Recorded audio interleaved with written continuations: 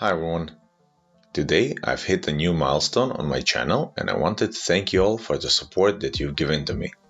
Although it's not a huge number of subscribers, I'm honored to have people like you that watch and like the videos I make, so thank you. This is a special occasion for me, so I've decided to give away 3 of my favorite development boards that you've seen me using in projects, the Node MCU. This board is phenomenal.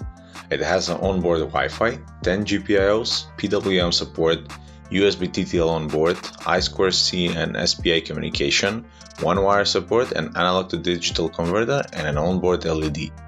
On top of that, it can be programmed just like an Arduino. It packs a lot in this small footprint and I love using it on projects. By giving away 3 of this, I hope that I can push more of you into electronics and coding so you can learn more. To enter, you will need to be a subscriber of my channel and write in the comments below a project idea where you would like to use this board.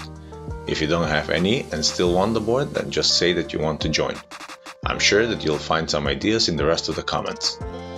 The giveaway will be open for 2 weeks until the 5th of April, where I'll choose the winners at random and I'll provide the names in the build video that will be released then.